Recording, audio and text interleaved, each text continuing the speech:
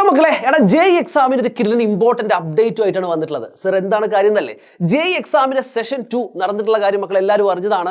ഏതാണ്ട് 319ഓളം സിറ്റികളിലായിട്ട് ഏപ്രിൽ 4, 5, 6, 8, 9 തീയതികളിൽ നടന്ന ജെഇ സെഷൻ 2 എക്സാം അല്ലെ.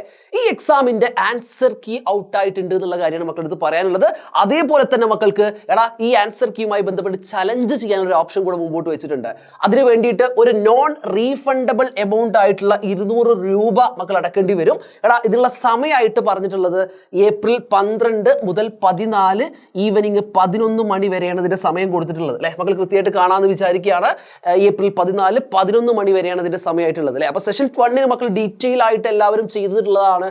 ചലഞ്ചിങ്ങും അതേപോലെ തന്നെ ആൻസർ കീ കറക്ഷനും കാര്യങ്ങളൊക്കെ മക്കൾ ചെക്ക് ചെയ്തിട്ടുള്ളതാണ്. അപ്പൊ ഡീറ്റെയിൽഡ് അല്ലെ, ഒരു സ്റ്റെപ്പ് ബൈ സ്റ്റെപ്പ് എങ്ങനെയൊക്കെയാണ് കാര്യങ്ങൾ ചെയ്യേണ്ടതെന്നുള്ള കാര്യങ്ങളെല്ലാം മക്കൾക്ക് ഐഡിയ ഉണ്ട്. അപ്പൊ ആ ഒരു കാര്യം പ്രത്യേകം ശ്രദ്ധിക്കുക. നോൺ റീഫണ്ടബിൾ 200 രൂപയായിരിക്കും ഇതിന്റെ എമൗണ്ട്. അപ്പൊ ഏതെങ്കിലും ആൻസർ ചെയ്തത് മക്കൾ ചെയ്തതാണ് ശരി ഉത്തരം, അതിൽ കൂടുതൽ തെറ്റാണ് എന്നുള്ളൊരു ചിന്ത മക്കൾക്ക് ഉണ്ടെങ്കിൽ ഉറപ്പായിട്ടും മക്കൾക്ക് ചലഞ്ച് ചെയ്യാനുള്ള ഓപ്ഷൻ കാര്യങ്ങളൊക്കെ വെച്ചിട്ടുണ്ട് കേട്ടോ.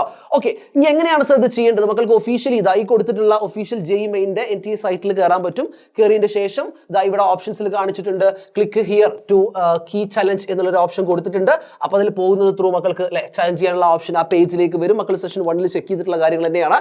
അതിനുശേഷം നേരെ application number, date of birth കാര്യങ്ങളെല്ലാം മക്കൾ എൻറോൾ ചെയ്യുന്നു. അത് സംഭവങ്ങൾ കൊടുത്തതിന് ശേഷം നേരെ തൊട്ടടുത്ത പേജിലേക്ക് പോകുന്നു.